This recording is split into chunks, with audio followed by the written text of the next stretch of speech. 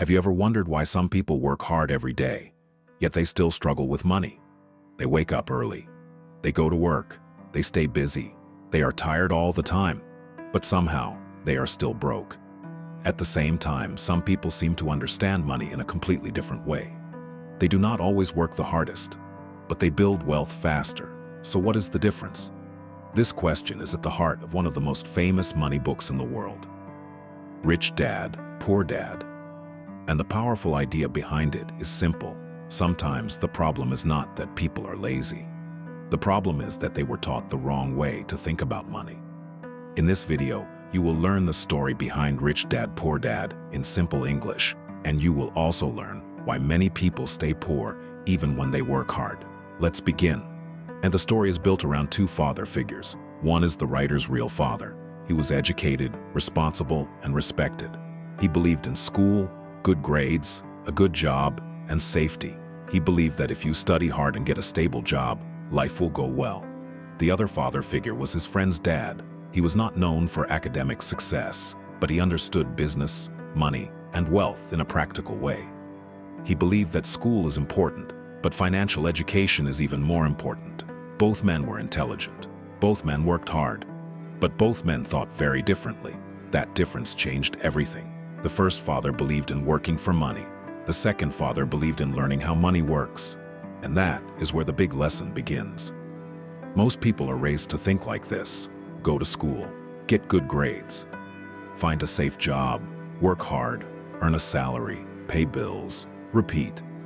For many people, that becomes their whole life. They work for money.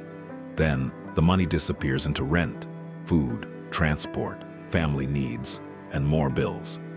Then, they wait for the next paycheck, and the cycle continues. That is not freedom. That is survival. Now survival is real. Survival is serious. Many people are doing their best. But the lesson here is that hard work alone does not always create wealth. Why? Because if all your money comes from your labor, then the moment you stop working, the money stops too. That is why the second father taught a different idea. He taught that the goal is not only to work for money. The goal is to build something that works for you. That is one of the strongest ideas in this story. Wealthy people do not only ask, how much did I earn today? They also ask, what am I building? This brings us to one of the most important lessons in the whole book, assets and liabilities. In simple English, an asset is something that puts money into your pocket.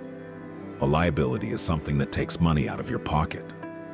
That sounds easy, but this is where many people get trapped. A lot of people buy things to look rich.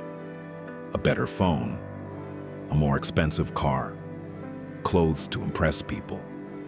Things they cannot truly afford. And every month, those things take more money from them. So they look successful, but they feel pressure inside. That is not wealth. That is performance. Real wealth often looks quieter. It looks like buying things that grow in value. It looks like building a business. It looks like learning a skill that brings income. It looks like investing wisely. It looks like making smart decisions again and again. This is where the two fathers become very different. The poor dad mindset says, find security. The rich dad mindset says, build freedom. The poor dad mindset says, avoid mistakes. The rich dad mindset says, learn from mistakes. The poor dad mindset says, work hard for money. The rich dad mindset says, learn how money works. And this is why the story hits so many people deeply, because many of us were taught how to be responsible, but not how to become financially free. We were taught how to pass exams.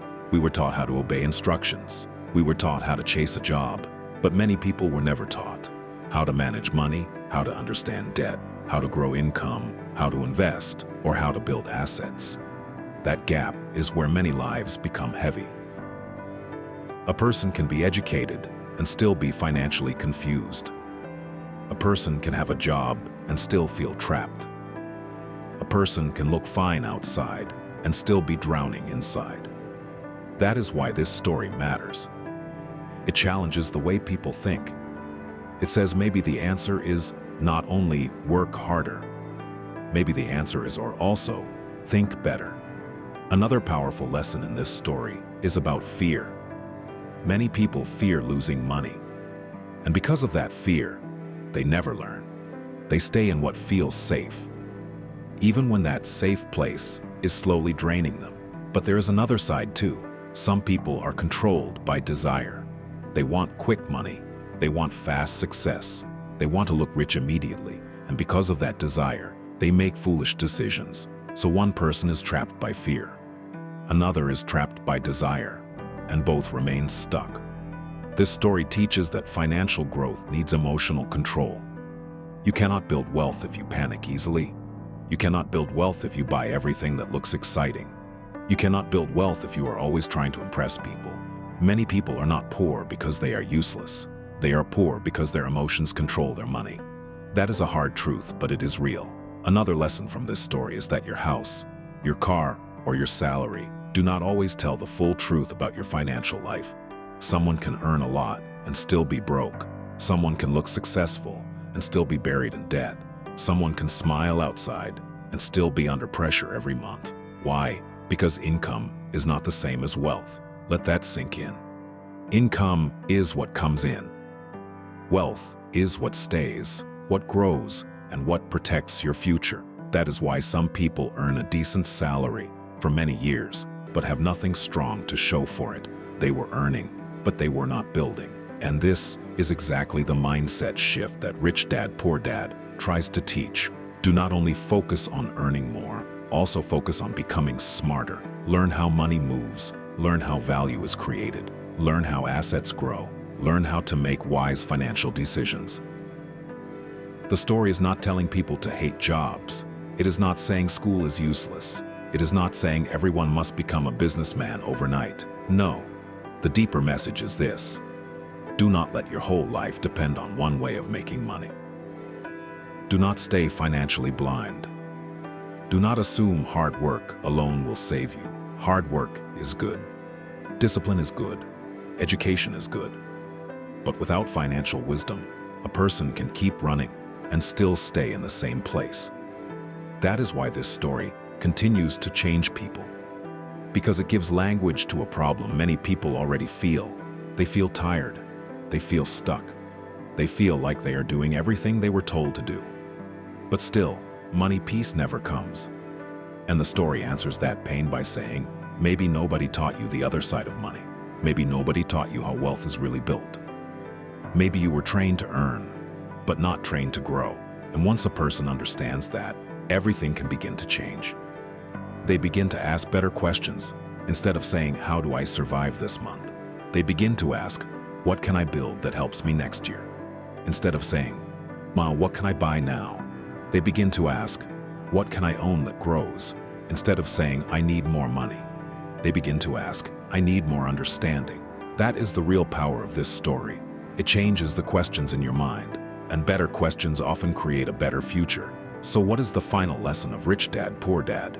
It is this: most people stay poor not because they do not work hard, but because they were taught to chase income instead of building assets. They were taught to fear risk instead of understanding risk. They were taught to depend on money instead of learning how money works.